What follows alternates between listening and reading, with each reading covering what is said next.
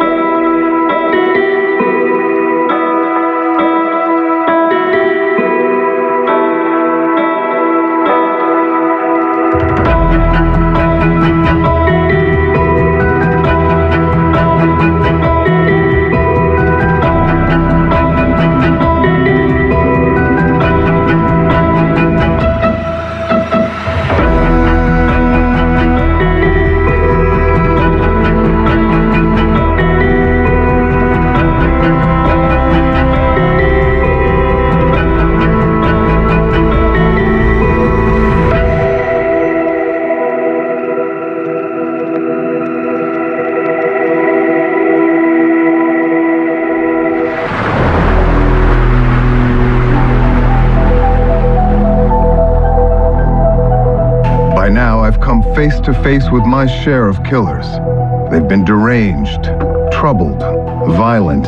Their heinous crimes defined by a lifetime of hate or a split second of evil. But nothing could have prepared me for the likes of Gary Michael Hilton. New questions tonight about whether the man accused of killing and decapitating a Georgia hiker may in fact be a serial killer.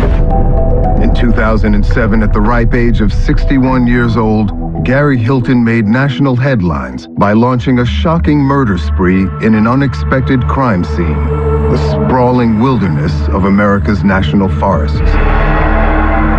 Over 4 months, he abducted, raped, murdered, and decapitated unsuspecting hikers, terrifying park visitors across the country. With Hilton lurking in the woods, no one was safe. It was like something out of a horror movie. Wearing a makeshift mask, Hilton used his victims' ATM cards in the aftermath of each grisly murder. Then, in January 2008, a massive manhunt led to his capture. Okay, 911, what's the exact location? I have the person of interest in that missing woman case is at this Chevron gas station. He's throwing stuff in the dumpster here. I can go take him down if you want. No, sir, stay right there. Here comes the cops. Yes. Police are there? Yes. Hilton's arrest made national news and brought an end to the carnage. Cops tracked this guy down and captured him. 61-year-old Gary Michael Hilton now sits in a county jail. Charged with abducting and killing 24-year-old Meredith Emerson. The suspect in this case is also a possible suspect in other murders. His interrogation brought into focus a terrifying villain. Once you've taken someone, you're either going to kill them or you're going to get caught. Wickedly intelligent, boastful of his crimes, I'm the one that killed the girl. Okay, I'm the one that killed her. and contemptuous of his victims. I didn't kill them because for any satisfaction. It was distasteful. It was dreadful. Trust me, it was. Of course, I was able to do it because of my general rage against society. Of course. It's because Hilton pleaded guilty to murdering 24-year-old Meredith Emerson in Georgia, as well as John and Irene Bryant, an elderly couple in North Carolina.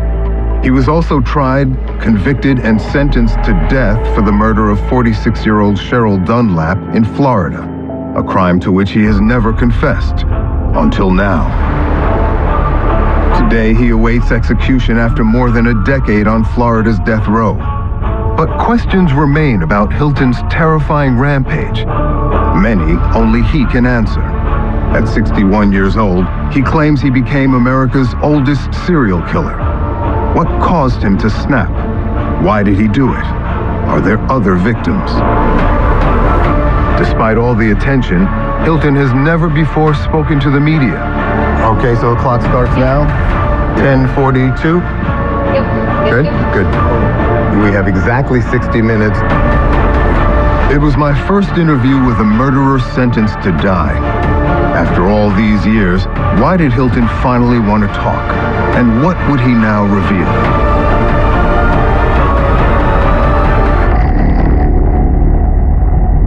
Here you are on death row. Yes, Talking for the first time publicly about your crimes. that's right. We're here today, sir, to try and understand the mindset and motivations behind your actions in these cases. You're 78 years old now, right? Yes. In poor health, you say. Yes, very poor health. That's one reason I'm doing this, because I'm going to die soon. I have a congestive heart failure. Tell me in your own words, why are you breaking your silence? Well, you hit it right on the head. And I also, an answer is, I don't know.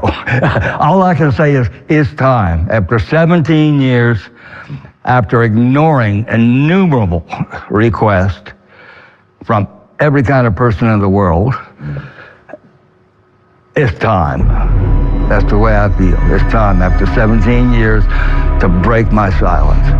In our correspondence, you said, I think I'm prepared to give you an interview that's a lollapalooza. It'll knock your socks off. Yes. I will answer any question Yes. about any subject truthfully and completely. Yes. Can I count on you for that? You sure can. You said, be prepared to meet a whole different breed of cat. What breed exactly? Well, I'm just like no one else, really, you know. Serial killer? They're a dime a dozen. Psychopath? No. Sociopath? I have part of that in me.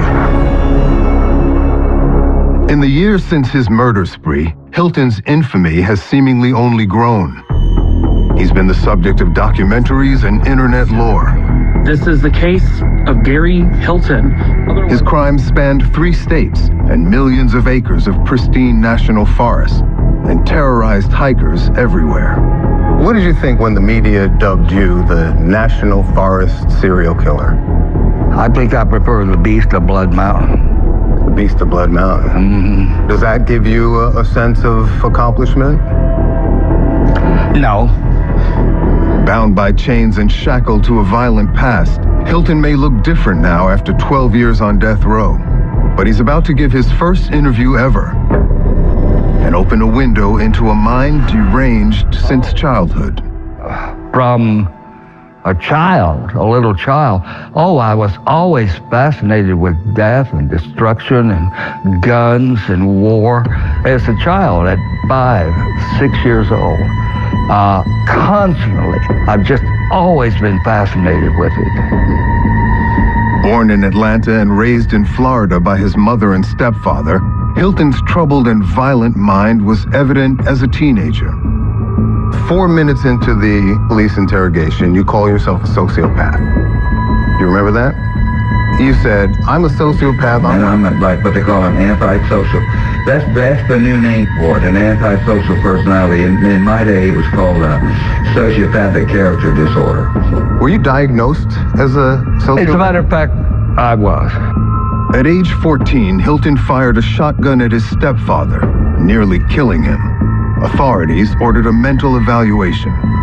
At 14, I was seeing the head of the Dade County Child Guidance Clinic, who was a psychiatrist. I saw him for a year or two, and he just flat told me. What did he tell you? You have a sociopathic character disorder. Hilton had other textbook markers for psychopathy and a condition called paraphilia, an obsession with violent sexual fantasies. You admit to paraphilia? Strong. That's one of the reasons I am a killer. I've had strong paraphilia all my life. When I accidentally discovered masturbation, my paraphilia, as I was doing it for years, it was a battlefield, and they were women nude, and they were spread over a tree stump, and I would come along with a sword. Hilton went on to describe vile acts against women. That's how you would get off. This is my first sexual feelings. His adulthood was marked by a string of failed marriages and short-lived jobs, until in middle age he found himself broke, homeless, and alone. But for the pet dogs, he says, he felt closer to than any human being. You have an odd relationship with dogs. You seem more bonded with dogs than with the people in your life, in your family. 1,000,000 times more. Is that fair? Yeah? You told police, in the wolf world, there are no assault and battery laws, there are no murder laws. Right. Imagine such a world where there are no murder laws. Yes, that's the world they live in.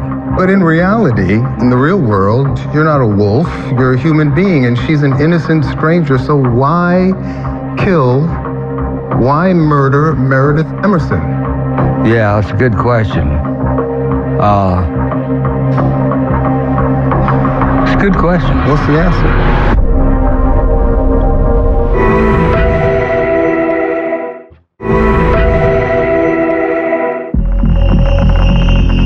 It's not clear exactly when Gary Hilton decided to start stalking and killing people, but it is known that for years he frequented national parks in multiple states in his white van, posing as an ordinary hiker. What you doing out here? Well, you're the fourth person to come along. Am I? And ask me that. At some point in his middle age, a lifetime of madness and failure had pushed him over the edge.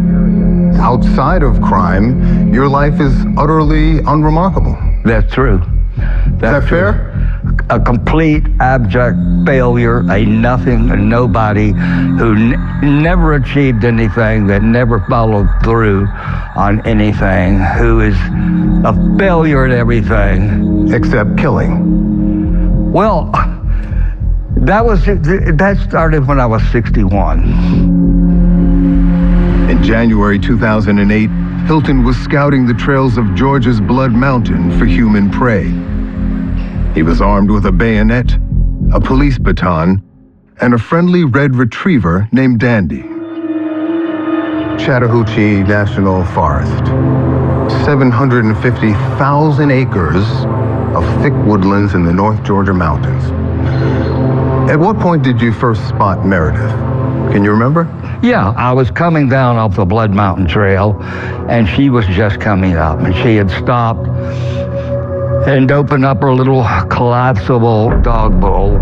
24-year-old Meredith Emerson was hiking with her dog on that day.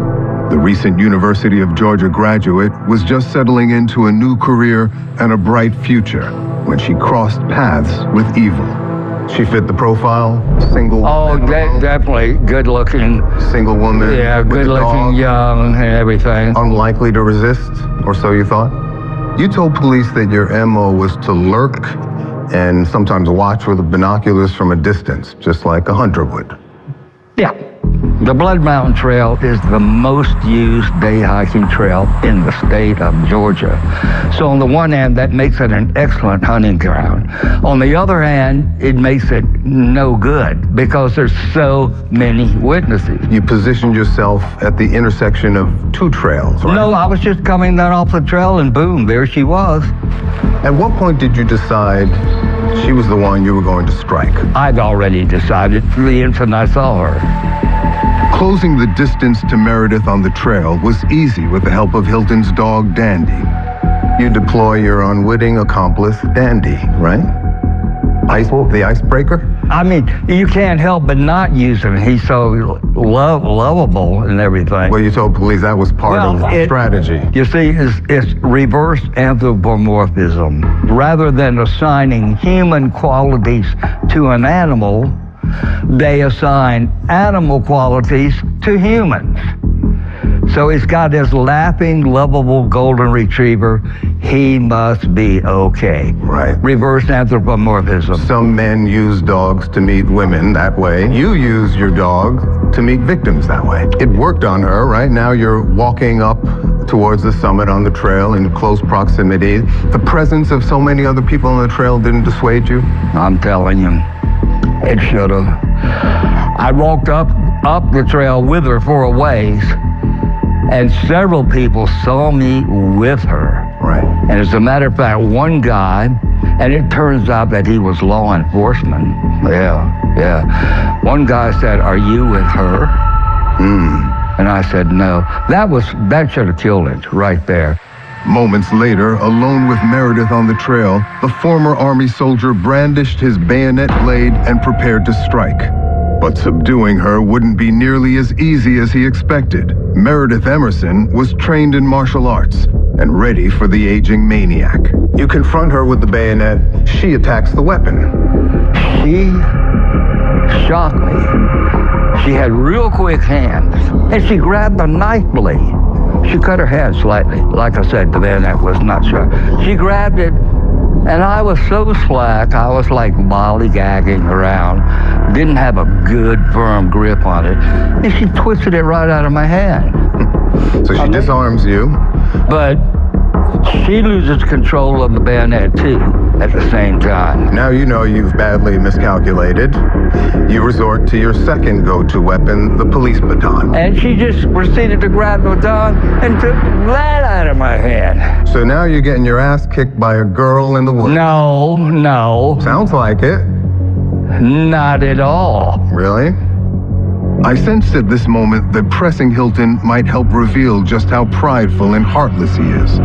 To get inside his head, I needed to get under his skin. What do you think? You're armed, she's not. You have, 40 or 50 pounds on her. Not very manly of you, Mr. Hilton. You pick a weak victim. An Army soldier would call that a punk move. No one was there but her and me, and I'm telling you frankly, even the best of us have bad days. Okay? And no, it wasn't a punk move, because guess what happened then? After she took the bat, she took the bayonet, what happened then? You had to hand fight her, you said. And what happened then? Well, you overpowered her just barely, it sounds like. No, not just barely. No?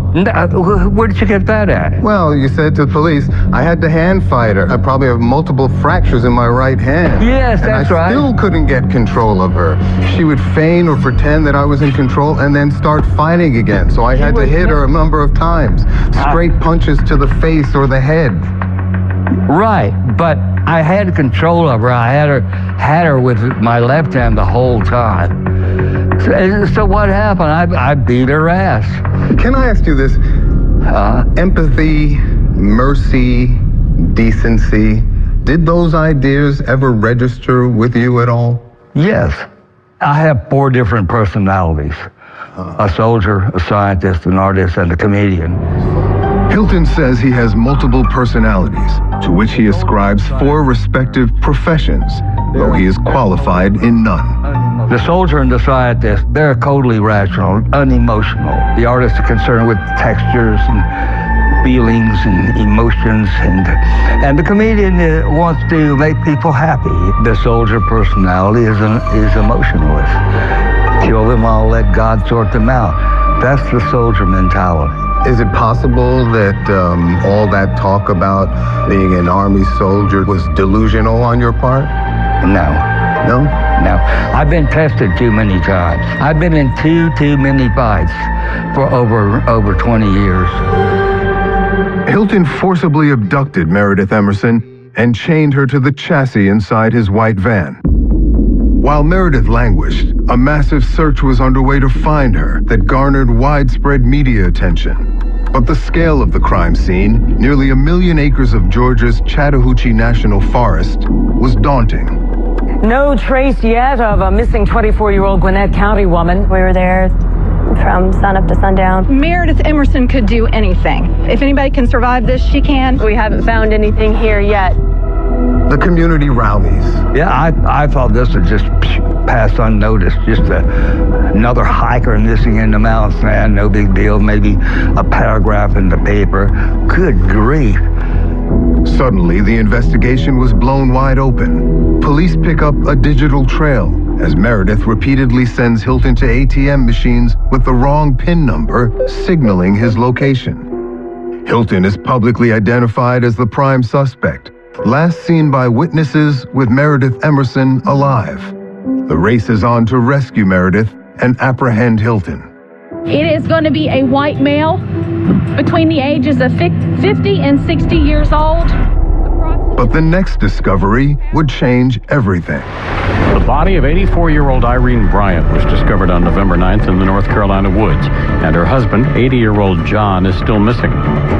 It turns out that Meredith Emerson is not the first person attacked on Hilton's killing spree, only the latest.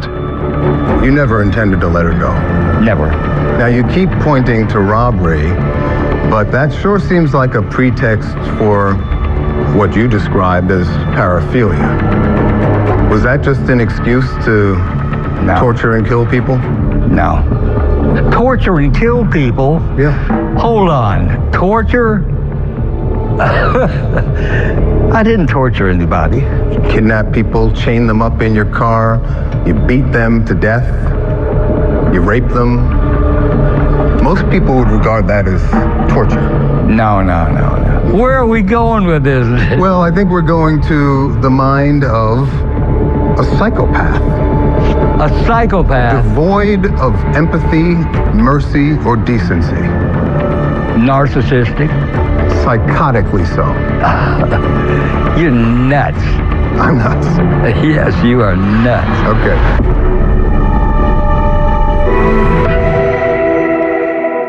This week, Lori Vallow Daybell representing herself. What to expect and what to look for each day in the cult mom conspiracy trial.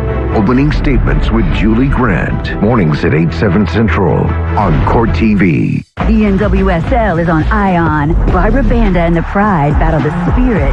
Take it in the box! Then Lola Bonza and the Current take on the Dash. What a strike! Coverage starts Saturday at 5 p.m. Ion, it's on. All day above Blood Mountain, the State Patrol's infrared detectors scanned for body heat below. The search for Meredith Emerson made national headlines and was a desperate race against time. Do everything we can do to make sure that if she's up there, that we get her out of there safely. Police now knew who took her and which way he was driving. They also knew that Hilton could snap at any moment. It's a missing persons investigation right now, and that's how we're pursuing it. And the scale of the investigation had expanded to 3 states when police realized that Meredith Emerson wasn't Hilton's first victim, only the latest. The body of 84-year-old Irene Bryant was discovered on November 9th in the North Carolina woods, and her husband, 80-year-old John, is still missing. 4 months earlier, John and Irene Bryant had just arrived at Pisgah National Forest in North Carolina. The retired couple were 80 and 84 years old, but fit and young at heart, and avid hikers.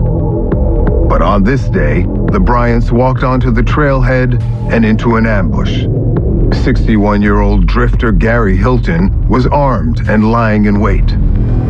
Irene and John Bryant, right? October 2007. Yeah. Mm-hmm. Hilton has never discussed exactly what happened to the Bryants until now. The crime scene is North Carolina's Pisgah National Forest, 500,000 acres, with hundreds of miles of hiking trails. At what point did you spot the two octogenarians? When they got out of their car at the trailhead. In the parking lot? Yeah. There was just a little parking lot. And why them? Were there no lone girls out there that day to pick on? No, I violated one of my rules. I said no couples, because two murders would generate a lot of publicity. I was down to one Ritalin, 2 spoons of coffee, $2. I'd been living out of dumpsters from a picnic area for 2 weeks. I'd lost a ton of weight. I think I was probably about down to 140. And I just said, hey, this has got to stop. And I had to take someone. What do you mean when you say you had to take someone? To get money. For robbery purposes? Oh, well, yes. I'm going to stake out this trailhead, and the first person that shows up goes. It was the Bryants? Yes. Okay. What happens next? So I kind of geared up, and so I say to John Bryant, you know what? We're going to take your credit card and run it. And he said, I'll go to hell. And he just brushed right past me. And I deployed the baton and hit him on the back of his left knee. So the guy whirls around. He was a big guy, a big, strong man, just as fit as can be. He whirls around, he's carrying this trekking stick, this hiking stick that they love to carry. So he goes after me with that. So I just brushed it away, and then whack, hit him on the side of the head, then pulled out a pepper, sprayed him in the face. He steps forward a few feet and goes down. Where was Irene? She was a few feet ahead of him. And then he does the craziest thing. I can't believe this. He said, Irene, I can't see. Hit him. I just beaten him down. And he's a big guy, 6 foot plus. And now he's telling his wife to fight me. And bless her heart, Irene, she was all heart. She comes at you. She springs right into a fencing position, like on guard, and pop, and stabs me in the chest. I go, ah. And I brush it to one side and whack, hit her with the expander. She goes down. Then I'm going to take him with me. Bryant never gets up, but he does another crazy thing. While he's sitting there, he pulls his wallet out, and he takes his credit cards out, and he throws them. Inexplicable. Did you abduct both of them at that point? No. I only abducted him. She wouldn't get in the van. So what'd you do to her? Well, I put him in the van, locked him in the van, closed the door, and I went back over to her a few feet away. She knew what was coming.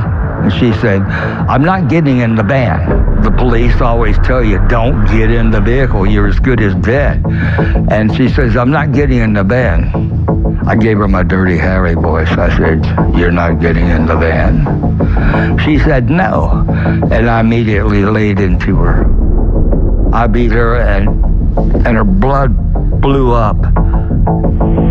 And it hit me in the eyes, and it turned my vision red. Oh, nasty. Nasty, nasty, nasty. Hilton dumped Irene Bryant's body near the trail and held a battered John Bryant captive in his white van. He masked his face with duct tape and used the Bryant's ATM card to withdraw his payday for murder and kidnapping. $300. There are easier ways to get money. There are. So you're It was all stupid, very stupid. I mean, yielding what, a few $100s over the course of 6 months? Very stupid. The smart thing to do would be to take people in parking lots, okay? What about getting a job and earning some money? Won't take anybody. I'm 61 years old. I'm sick with MS. I'm burned out. I have no resume. I'm going to walk into a phone room looking for a job as a telemarketer. Better than going out there killing innocent people, right? Well, robbing a bank was better than that. No, there's no practical way of working. Hilton then drove John Bryant deep into yet another national park, the Nantahala National Forest, to end his life. I wanted to get him a little further away because there were some houses within earshot. But John tried to run from me, and he fell down an embankment, and he caught his arm between two trees and broke it right here.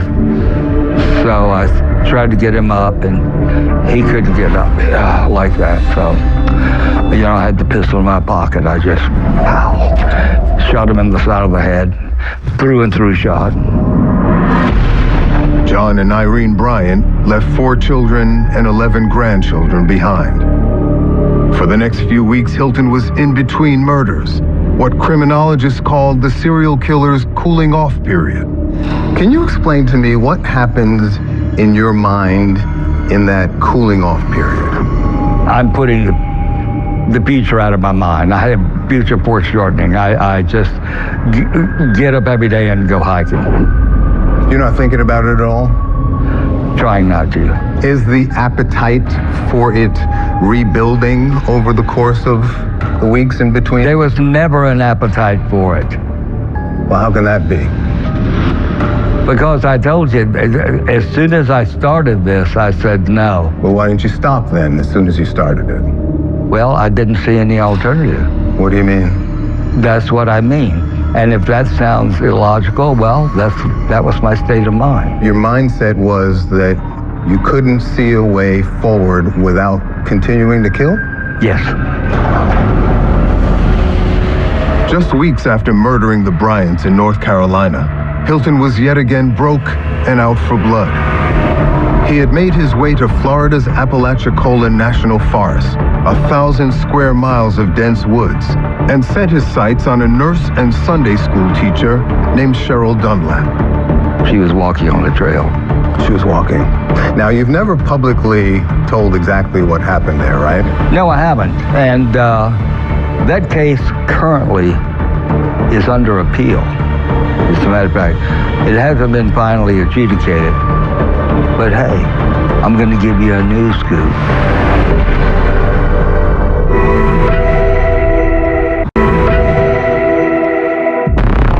This is Gary Hilton at an ATM machine in Tallahassee, Florida in December 2007. His face is disguised to hide his identity.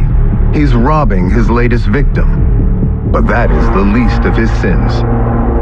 You have the power to haunt our dreams. Yes, sir. Turn them into nightmares, to worry about our daughters, to worry about our mothers, to worry about ourselves. Do you enjoy having that kind of power over us?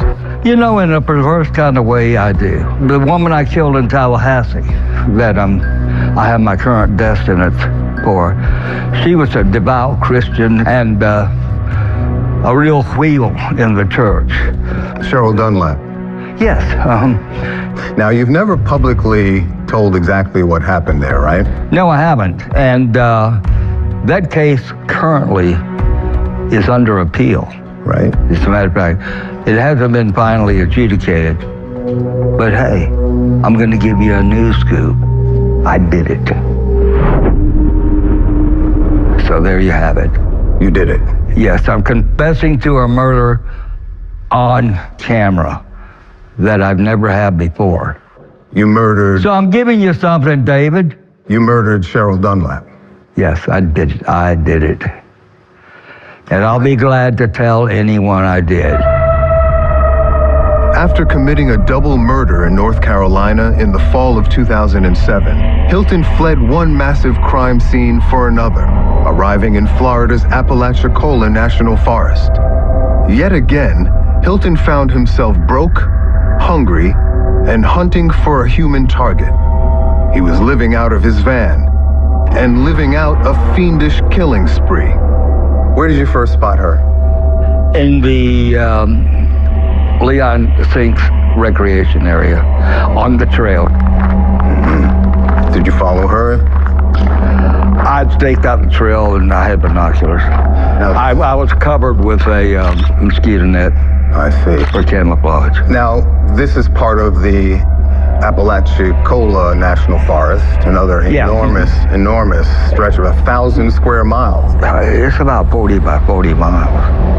I finally had to get somebody because I had a little bit of peanut butter, some fruit juju, one Ritalin, a few spoons of coffee, and I had to take someone. When Cheryl Dunlap wasn't tending to her patients as a nurse, she was teaching Sunday school.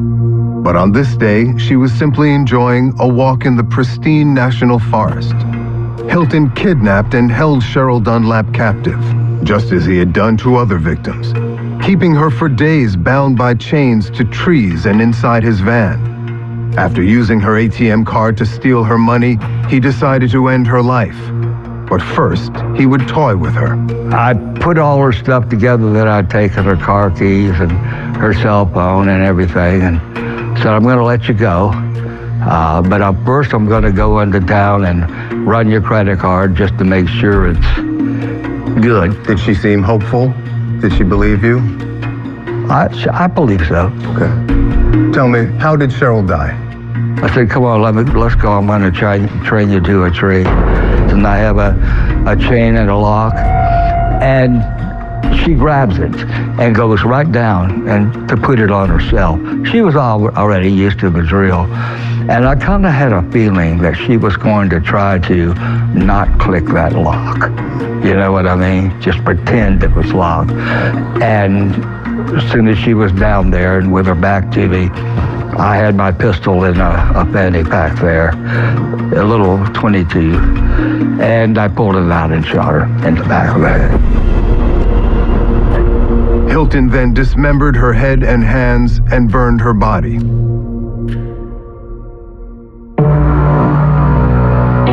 Cheryl Dunlap, she was all religion. And it gave me a kind of a perverse amusement to think I just terrorized an entire church. Okay, I just have affected their life for the rest of their life. They'll never forget it. And all those little kids that she taught Sunday school to find out that she was killed and her head was cut off and her hands were cut off. It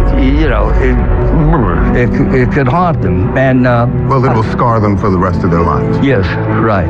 You enjoy that, amuse yourself? No, it's just I have to admit. Yeah. I kind of like ha ha ha ha, you know. But she said something that really grabbed me, kind of rattled me. What'd she say?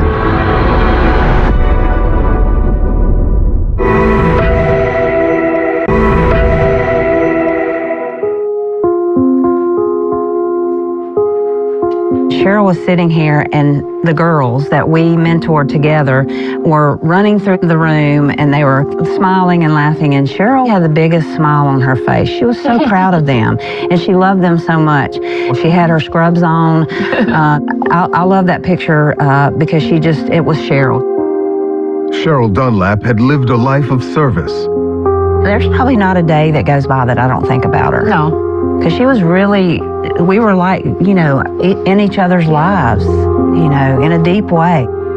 When she wasn't treating patients in her nursing job, she was teaching Sunday school. The thing that I miss most about Cheryl is her ability to listen. We spoke every day on the phone. Cindy Wechter and Laura Mayo were Cheryl Dunlap's best friends. I miss the thought that she was always praying for me. And I knew that no matter what was going on in my life, wherever she was and wherever I was, and even if we didn't talk, if something was going wrong in my life, she would know about it. And she would be praying for me. On December 1st, 2007, she disappeared. So I got a call and was told that she didn't show up for Sunday school, and they asked if I had heard from her, and I said, no. I said, but that doesn't sound like Cheryl. And I said, this is concerning. Dunlap's disappearance matched Hilton's M.O. She was last seen in the Apalachicola National Forest, just outside Tallahassee, Florida. Withdrawals were made from her bank account by a man wearing a makeshift mask of tape. And then 2 weeks later, her decapitated body was discovered by a hunter. Authorities also believe Hilton may be connected to yet another woman's disappearance in Florida. From the first time I saw him and from the first time I heard him speak, I knew that something was just not right with him. I just felt this sense of darkness and evil. The first time I heard the name Gary Hilton was, as Cindy said, wow, it was like there was no soul. But he was definitely an evil person. Hilton had never before confessed to Cheryl Dunlap's murder. We played part of his confession for Cheryl's dear friends, Cindy Wechter and Laura Mayo. How did Cheryl die? Gunshot to the back of the head. You were walking her, behind her? No, I said I was letting her go. Oh, that trick. Yeah, that trick. Yeah, he's a tricky guy. 17 years later, Hilton still recalls her final words that shook the hardened killer to his core. But she said something that really grabbed me. What'd she say? She said, before you die, ask Jesus to forgive you for what you've done. And Jesus said, kind of rattled me. That make you think twice? No. Did that make her more human? No, Do you? Oh, she was human. Didn't matter. Didn't matter. What I thought about was God's grace was right there with her. Even though she was facing death, you're telling him to ask for forgiveness? I think that's so powerful. She would start sentences off like, if my life is to be prophetic. And she would say that in a way that she knew certain things. And I don't think she knew all of this, but you know how there are times there are people that have a knowing? So when I heard that, it just brought me immense joy. And I was just so proud of my friend, just so proud of her. Back in 2007, there were few clues as to how Cheryl died, and Hilton might have gotten away with it if he hadn't had the urge to strike again. Just 1 month after killing Cheryl Dunlap, Hilton prowled another national forest, out of money and out of his mind. This time, it was Georgia's Blood Mountain, where another missing woman was fighting for dear life. Do you hate women? Yes and no. Yes. But Hilton's final murder victim, Meredith Emerson, had a clever plan of her own that would lead to Hilton's capture and end the killing. I had the person of interest in that missing woman case is at this Chevron gas station. He's throwing stuff in the dumpster here. I can go take him down if you want. No, sir. Stay right there. Wait for there? Yes. They got him. Gary Michael Hilton is finally about to face justice.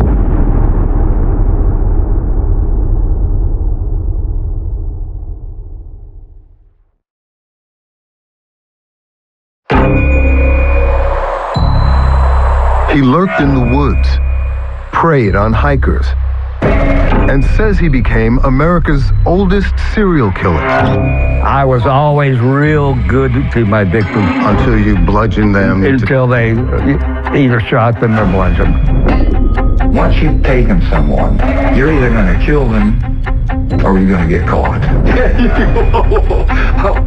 In 2007, Gary Michael Hilton, a deranged 61-year-old drifter, launched a killing spree in national forests spanning 3 different states.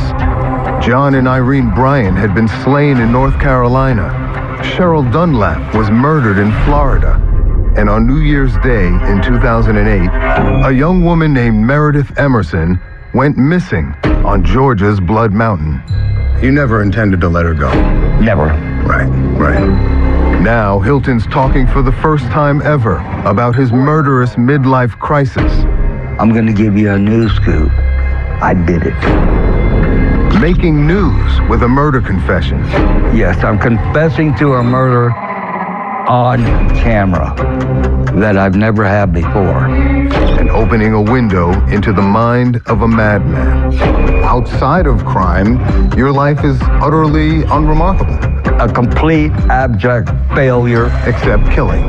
Well, that started when I was 61. Did it really? Man, I knew that was coming. I set the record. I'm the oldest serial killer in American history. Isn't that amazing?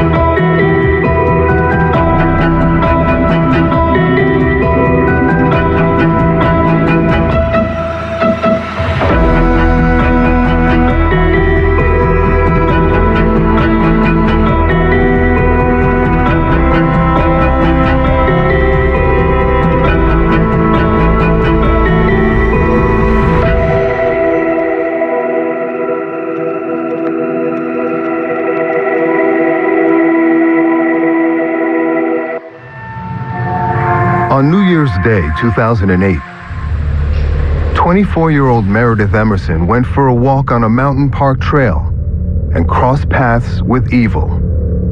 You told police that your MO was to lurk and sometimes watch with binoculars from a distance, just like a hunter would.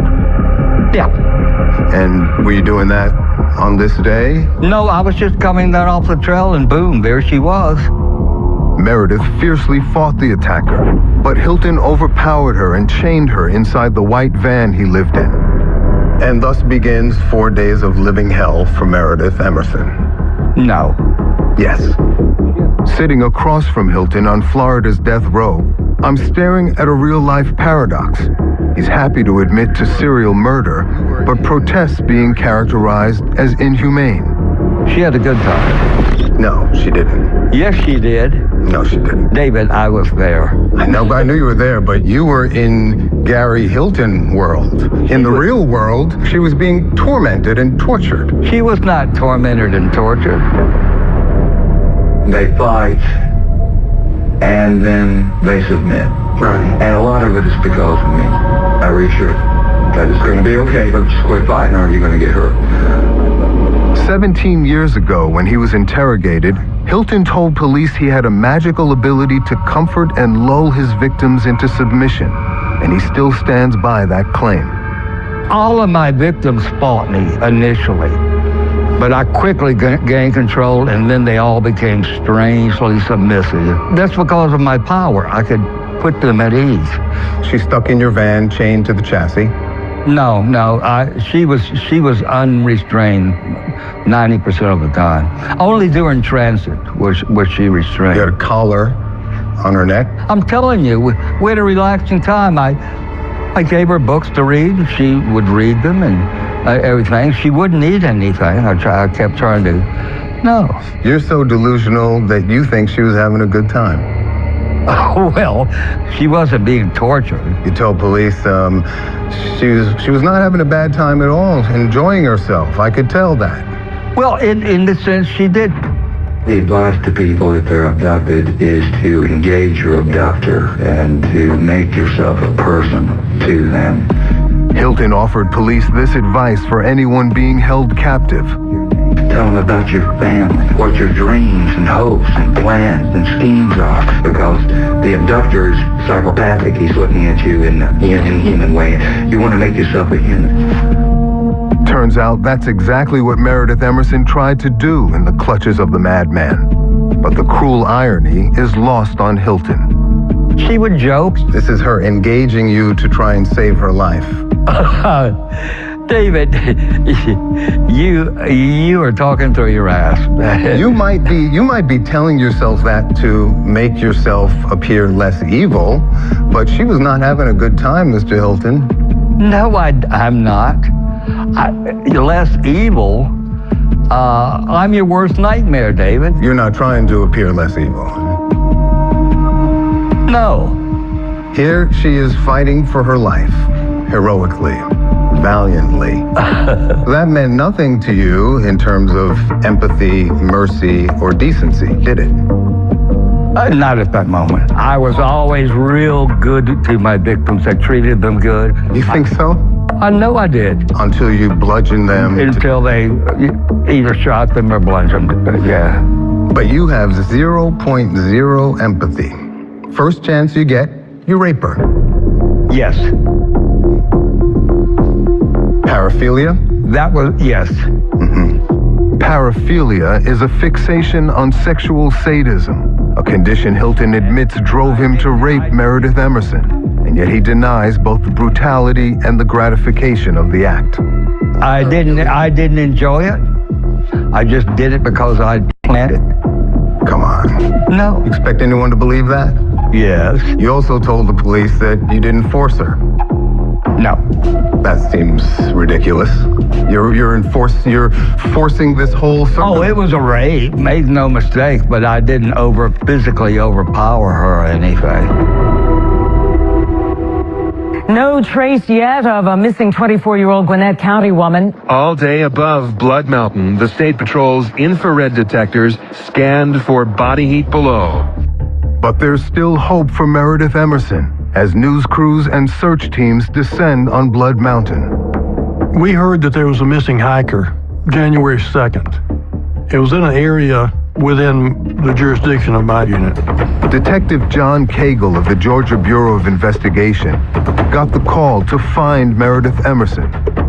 We learned that Meredith was a recent graduate of the University of Georgia. She was living in an area north of Metro Atlanta and had a job in marketing. She was an experienced hiker. She also had studied martial arts. So this is not somebody who would have just gotten lost on the trail. We all became very concerned that this was something more than an overdue hiker. We had hundreds and hundreds of volunteers just show up to help look for Meredith. We organized search teams to go on Blood Mountain and to search not only the trail, but off the trails. The search is on. That was a shocker. You told police you didn't like seeing that. You ridiculed the people who didn't know her but came out to help anyway. I ridiculed the people. No, I didn't. You see the candlelight marches where Meredith Emerson and other people show up and they carry the people that don't even know the girl. I mean, 35,000 people a year get shredded, maimed, and beaten to death in car wrecks, okay? I mean, yeah, what I'm talking about is a virtual grief. An enormous crime scene. It's no wonder the police were stymied for so long. You watched this search unfold, right? Hundreds of searchers, helicopters, dogs, people walking the grid out there in the middle of nowhere. Did you just watch all that play out in amusement? No. I didn't know anything about that. You didn't? Nope. Hilton didn't know it, but he had just become the prime suspect and was about to become the prey. We began to interview people that had been on the trail New Year's Day and had seen Meredith. They began to comment that they had seen her talking with an older guy. The older guy was acting very strangely. So we began to put out a description of this person. that had been seen with Meredith. And we got a call to our tip line from someone who says, I think I know who you're looking for. His name is Gary Hilton. After stalking and killing unsuspecting hikers in 2 other states, Hilton is now the one being hunted. The captive Meredith has a plan of her own. They fight, and then they submit. And a surprise in store for the aging maniac. She kept on fighting you, right, with her brains, outsmarting you with the bank cards. She didn't outsmart. Got you running around. You think so, huh? Oh, absolutely. Did you not figure out what she was doing?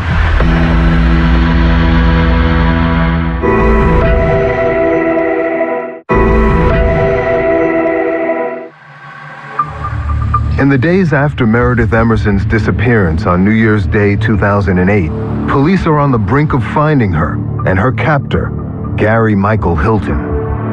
She's an innocent stranger, so why Meredith Emerson? Yeah, that's a good question.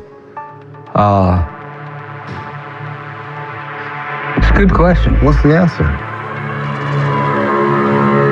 It was just the mission at the time. The mission at the time? Yep. The mission to what? To kill, murder, and take her ATM card and get the money out of it. But when Hilton demanded Meredith's ATM card, she repeatedly gave him bad PIN numbers, which he used at machines along the escape route, leaving a trail of digital breadcrumbs for Georgia detective John Cagle. We found out that there in fact had been activity throughout the week. The first night, on January 1st, there was activity at a bank about 15 miles from Blood Mountain. And then another attempt at a bank about 40 miles south. And then the following day, there was another attempt about 70 miles southwest of Blood Mountain. So they're all over the place. She was doing that to give us time to try to catch up. She kept on fighting you, right, with her brains, outsmarting you with the bank cards. She didn't outsmart. I knew what she was doing. How many times did she have you running to ATMs? One, I don't know, off the top of my head. Several times. 5 times, yeah. You gave the police a virtual roadmap as you tried to use her ATM card. Mm-hmm. She knew this was the way to hold the window open for a rescue and to be tracked. You think so, huh? Oh, absolutely. Did you not figure out what she was doing? I think she miscalculated. Well, kept her alive for 4 days. You might have killed her that first day. Who knows? Thanks to Meredith, police now have a bead on Hilton. But they know that time may be running out for her because the killer could snap at any moment. We were getting closer to Hilton, but we seemed to be just a step behind. The longer these things go on, the less likely there's a good outcome. You told police there was never any plan to let her go. Right. I knew that if I let her go, I'd be identified. Mm-hmm. I knew she couldn't be let go. I knew she was doomed. Yep, I was as good as caught if I let her go. On the last day, you pulled the cruelest trick of all on her, right? You told her you were letting her go home. Oh, cruel? Very cruel. Pure evil. No? Well, what if I told her, today I'm going to kill you? Equally evil.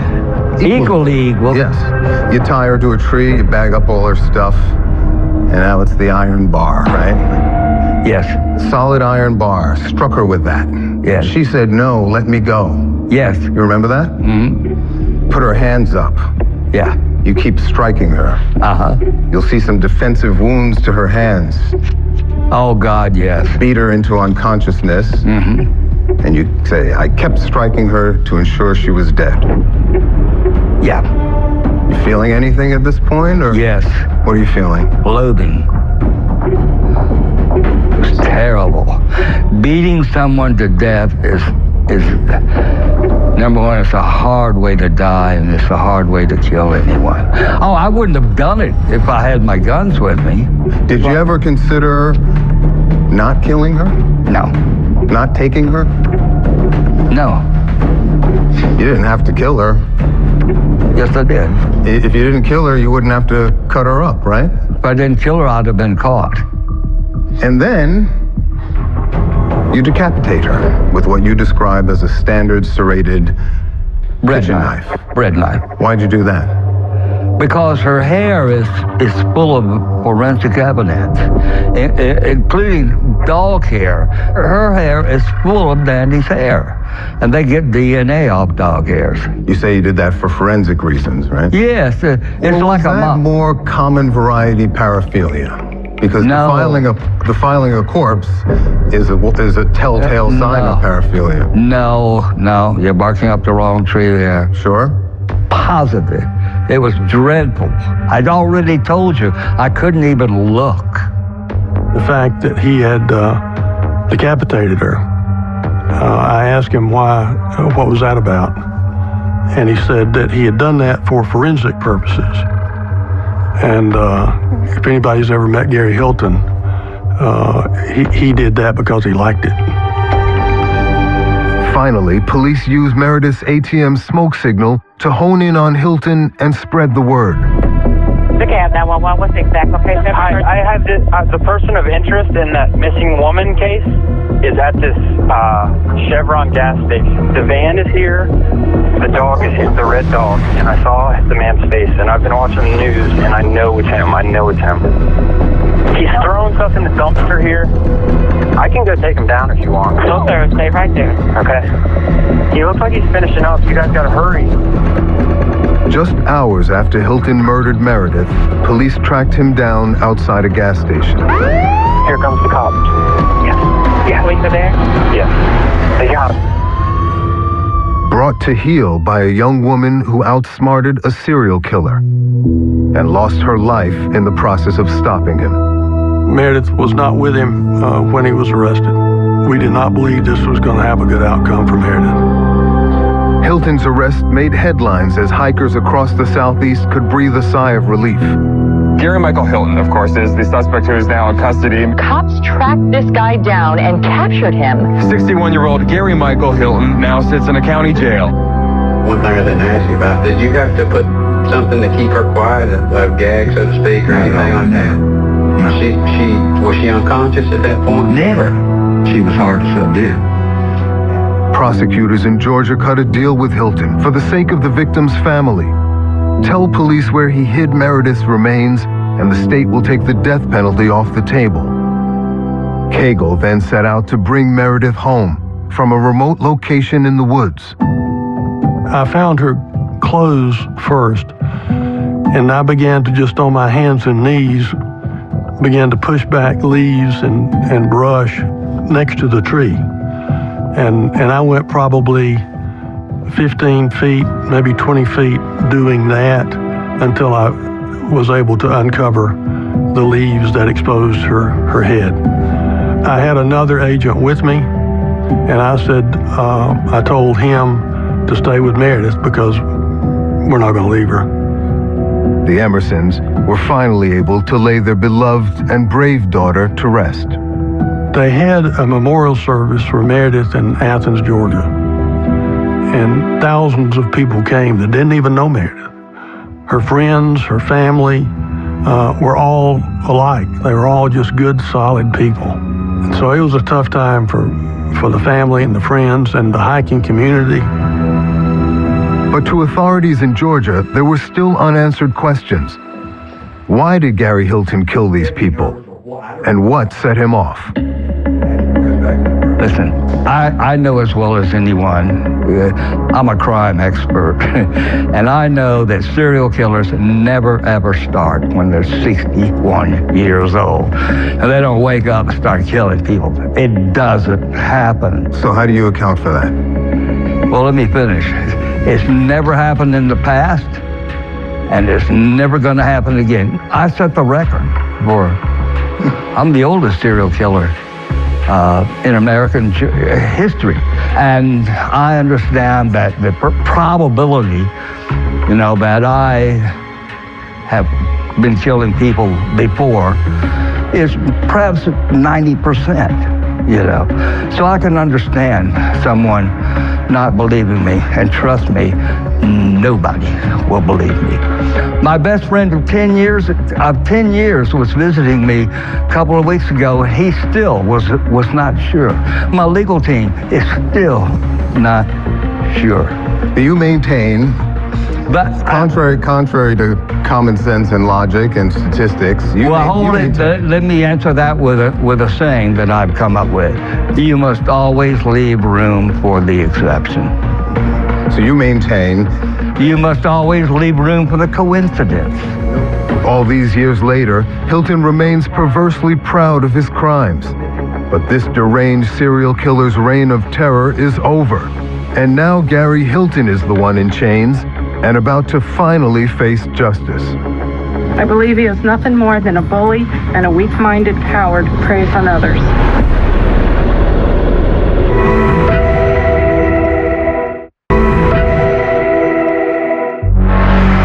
Don't make me take this. Run, damn it! In the 1995 B horror movie Deadly Run, a psychotic killer kidnaps women and releases them into a mountain wilderness only to stalk and hunt them down. Gary Hilton is listed on the movie's IMDb page as an uncredited member of the crew. The film's producer, Sam Rail, says Hilton even embellished the screenplay with detailed ways of tormenting the female characters. Some scenes were filmed near Blood Mountain, where Gary Hilton abducted 24-year-old Meredith Emerson in 2008. Back in '95, you helped make a movie called Deadly Run. Is that art imitating life or life imitating art? It's neither. This is Sam Rail acquired this. Here's the genesis of that. Sam Rail acquired this property. In other words, a screenplay. But you did work on the film, right? No. You didn't help him with the film? No, He credits you with ideas like, let's have the women fight back. Yes, that guy has caused me more mischief than not a chance. You say none of that's true? No. Okay. It's an eerie coincidence that the plot of the movie revolves around hunting women down and killing them. It is. The cabin used to shoot a scene is stone's throw from one of your old crime scenes. No, it isn't. Blood Mountain? No? It's not a stone's throw 20 minutes, 20 miles? Oh, well, it's a long throw. It's surprising that Hilton would deny an association with the film. In the aftermath of his arrest, he appeared to relish any notoriety. I'm kind of like a Hollywood celebrity that's been bad and now trying to, you see what I mean? The more you limit it, the bigger demand it makes. You are infamous. Yes, sir. Collectors of murder memorabilia think you're a big celebrity. Oh, yeah, I'm a hot commodity. You enjoy all that attention? It's better than being ignored. After Hilton cut a deal in Georgia to avoid the death penalty there, police tried to get him to talk about his other crimes. The murders of John and Irene Bryant in North Carolina and the killing of Cheryl Dunlap in Florida. But instead, he put on a dizzying display of derangement. Let me tell you, in 4.5 billion years, the sun is going to run out of nuclear fuel. It'll start to collapse in on itself. It's kind of like the Lone Ranger. And the Lone Ranger would come galloping into town. There would be all the schmuck townspeople, right? And here the Lone Ranger would be wearing this mask, a skin-tight outfit, a really elaborate 2-gun rig mounted with silver with chrome pistols. I have a Rage Against Society, and I guess most people would fit the bill as far as the victim goes. Wasn't it you that asked me what's it like to cut someone's head off? Okay. It was dreadful, and the only thing you can do is so dreadful that the only thing you can do is go on autopilot. I told you it wasn't worth it. Hilton's no different than any other serial killer. They always think they're the most, important and the smartest person in the room. And Hilton's no exception. The only time he's smarter than anybody is when he's alone in his cell. That's the time he's the smartest guy in the room. Do you think you're smart? I am. You do? Now, they say serial killers are the smartest of the killing group. They do? But I can't tell how smart you are. Cunning, sure. Uneducated for the most part. Basing your crimes in such sprawling settings seems clever. But you did a lot of stupid things along the way too, right? Sure did. Hilton's many missteps would come back to haunt him, this time in a Florida courtroom where the death penalty was back on the table. And if they want to spend $1 million, $2 million to convict me, and then another $2 million to get death, and then another $8 million to defend the death penalty. That's exactly what authorities did in Florida State Court for the abduction and murder of beloved nurse Cheryl Dunlap. Gary was not the ordinary killer. There were too many levels to him. Forensic psychiatrist Dr. Abby Strauss was one of the first to evaluate Gary Hilton's mind for the Florida court case. I was hired by the Office of the Public Defender in 2009 to see him, to do a psychiatric evaluation, and I was trying to get a sense of what happened. Why did you not kill anybody until you're 61 years old? Hilton greeted Dr. Strauss with his characteristic grandiosity. I said, Mr. Hilton, glad to meet you. And he said, Dr. Strauss? Oh, yes, I knew you were coming. By the way, did you read the New York Times today? I am there to talk to him about the charges of murder against him. And it seemed almost like it was a deflection of some sort. Gary had a script, obviously very bright, and he basically tried to control the interview at first. He said that he was happy to be in jail. It took a lot of the pressures off. He didn't have to worry about anything, and he was going to retire in jail. But when we started talking about his mother, things changed. He talked about how indeed he is a misogynist. He hates women, and his hatred was deep. Do you hate women? Yes and no. Yes. Here's how you described women to police. You see, part of my dislike, or I wouldn't call it hatred, but almost, for women is that they have all the advantages. You don't be fooled by a woman's nurturing instinct. Look at their free will personalities, and you're going to find women are the most hateful, avaricious, accumulative, greedy, and heartless. You believe all that? Women have all the advantages. They're smarter, they're more intuitive, they're more patient, which is a very prime virtue, very valuable virtue. They're more patient, and they have all the. It's not fair. It's not fair. Are those your reasons for hating them? It's just not fair. I can't tell if you're joking or not. No. Dr. Strauss has a theory about Hilton's hatred of women. Apparently his mother divorced his biological father when he was roughly 5 years old, and they got married to the stepfather.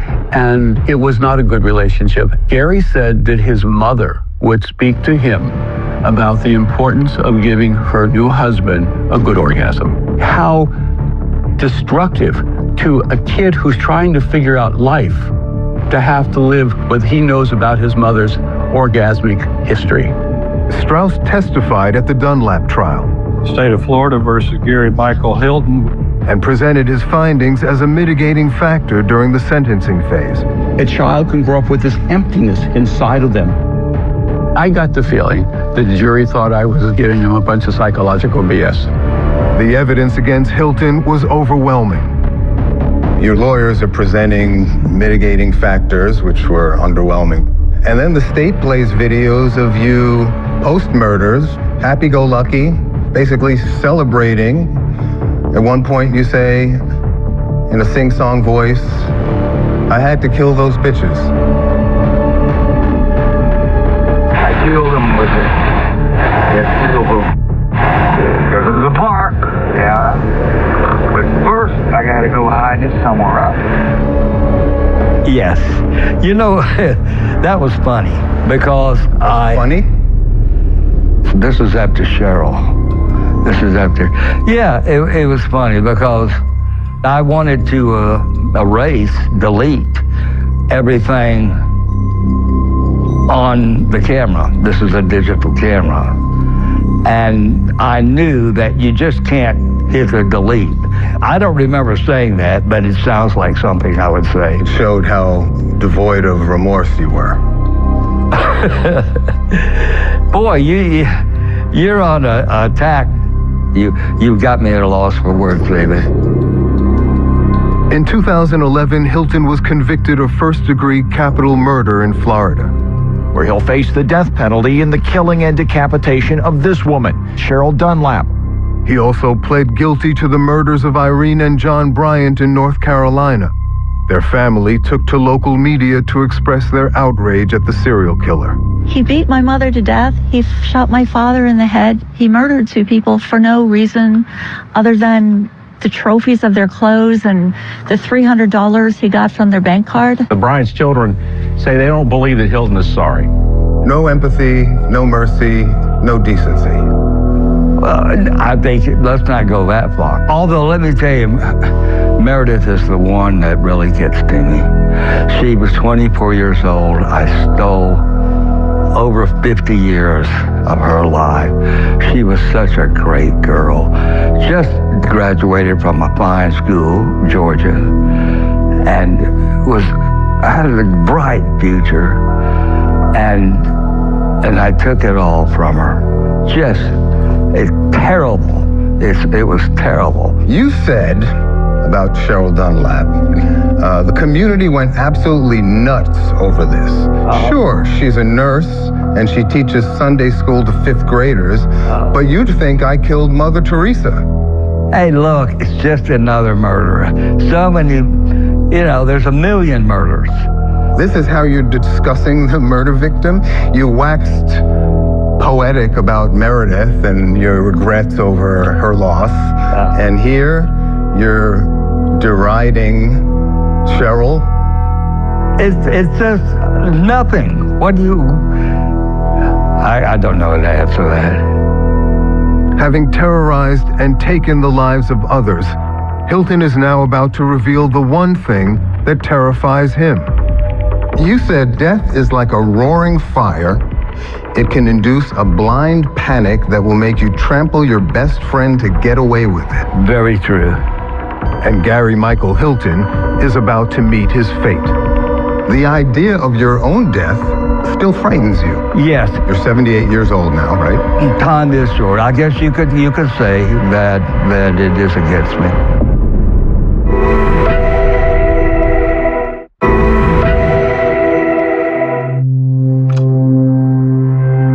As far as Gary Hilton getting the death penalty, the law is the law. Laura Mayo and Cindy Wechter were Cheryl Dunlap's best friends.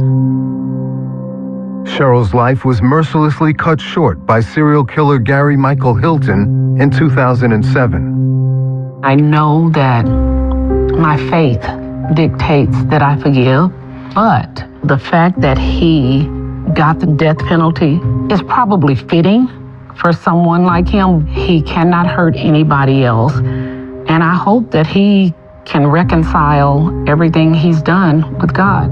I also felt like he realizes that he's killed so many people, but yet he realizes he's going to die. And so it did, like Laura said, it did feel like it was fitting. It was the law, and the people who made the judgments and everything decided that this was fitting.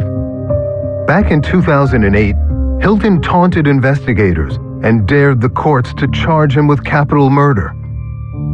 I'm telling you right now, I'm going to dig my heels in and get around to executing me 17 years from now when I'm 78 years old and I'm decrepit and anything. Hey, they can do it. But now, exactly 17 years later, I'm sitting across from a decrepit 78-year-old Gary Hilton. And today, it is the death penalty that he fears most. You said something in the correspondence that I thought was especially striking. I thought I'd start with this. You said, confronting the reality of death. Yes. Is, of course, much different from the abstract concept. Yes. Death is like a roaring fire. It can induce a blind panic that will make you trample your best friend to get away with it. Very true. Have you witnessed this intimately in the course of imposing death on your victims? No, their death was, to them, completely unexpected. And yet, what surprised me about that statement is that even after all the cruelty and killing you've done, the idea of your own death still frightens you. Yes, and for that, I'm ashamed and I feel guilty. Because the way you struck down those innocent people, you would think that life is cheap to you. But that's right. Does that just apply to other people's lives, not your own? No, it applies to their lives too. Does it apply to yours?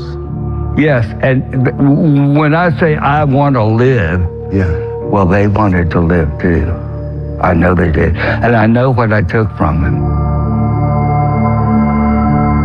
He wants people to remember how big a serial killer he is when he dies. We'll see what the look on his face is when they bring him in to be executed. Detective John Cagle once helped bring Hilton in, and now hopes one day to see him off. I look forward to being there for that. To stave off execution, Hilton has been appealing his death sentence for years. His latest effort is now pending at the U.S. 11th Circuit Court of Appeals. It's unclear how his stunning admission to the Dunlap murder earlier in our interview will impact his appeal. I'm going to give you a news scoop. I did it. You did it? Yes, I'm confessing to a murder on camera that I've never had before. You murdered... So I'm giving you something, David. You murdered Cheryl Dunlap. Yes, I did it. And I'll be glad to tell anyone I did. Why'd you wait so long to confess to this crime? You know, you have lawyers and they pound it in you, not to say anything. But as I told you before, I'm to the point where I don't care. I don't care. There's nothing they can do to me. Hilton may finally be on the brink of his long overdue demise, but 17 years on, will nature take him before the state of Florida can put him to death? You're in poor health, you say? Yes, very poor health, because I'm going to die soon. Is that why you're here today? Well, yeah. Time is short, but hey. And then there's the question of other victims. No prior murders? No prior felonies committed, violent felonies committed against persons of any type. Until you're 61 years old. It's unbelievable. It's very hard to believe. Isn't that amazing?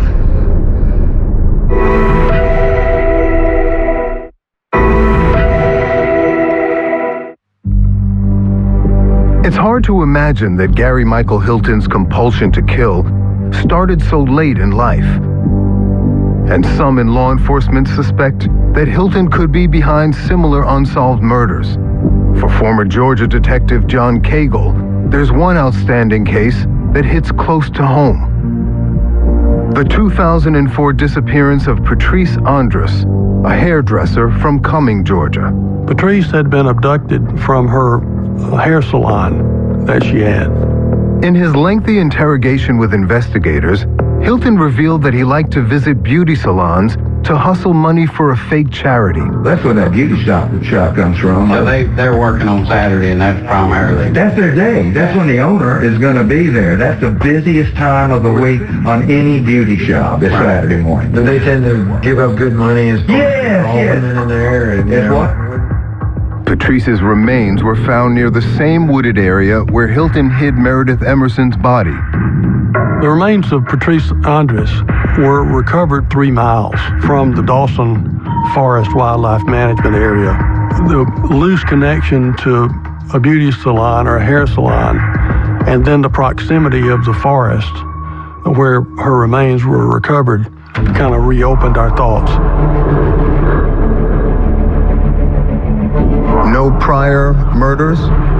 No prior felonies committed, violent felonies committed against persons of any type. Until you're 61 years old. It's unbelievable. It's very hard to believe. Isn't that amazing? When I started doing this, after having all these fantasies and everything for so long, I found that I didn't like it at all. It wasn't anything like the daydreams. The reality, no. And I dreaded it. And then putting it off. Procrastinating it. Because the impulse was in you? No, I didn't. Once I actually did it. I see. Once I actually did it. Hilton has come under suspicion in connection with several other missing persons in the years leading up to his killing spree, including Judy Smith, Jason Knapp, Rosanna Miliani, and Michael Scott Lewis. All vanished from national forests in the southeastern United States, Hilton's hunting grounds. But he has never been charged in connection with these or any other attacks. When I started out, if anyone saw me in the area, or even worse, with the victim, it was an abort decision. However, by the end of the whole thing, my mind was just ragged, disordered. And as a result of these crimes, or some kind of descent into madness? Not into madness. I was already mad. Right. Were you taking these chances to amuse yourself or increase the challenge involved? No. Is there anything that could have happened to prevent you from murdering these people? Is there anything we at large could have done to stop this? How would you advise us with respect to all the other Gary Hiltons out there? Couldn't help you on that. Yeah. That's a good ending question. Thank you, ma'am. And with that, Gary Hilton's first and likely last interview comes to an end. If he has any secrets left, he may now take them to the grave. While the families and friends of his victims continue to pick up the pieces of their lives from the carnage left in his wake. For Detective John Cagle, the Meredith Emerson case would finish a long career in law enforcement. This was the last case I worked at GBI. I retired in April 2008. There are people, even to this day, 17 years later, that remember this case and are still struggling with it. As for Laura Mayo and Cindy Wechter, the last thing they want to do is think about the man who took their dear friend Cheryl Dunlap's life. When I think about Cheryl, I do think about her life. I'll think about just a random something funny. I would get in her car for lunch. And her car would be a mess. I remember the good times. I remember us walking around the lake, Lake Ella, remember, in Tallahassee, and then we would stop and pray, and we would talk about things, and she was just always there, I want Cheryl to be defined by her life and not her death.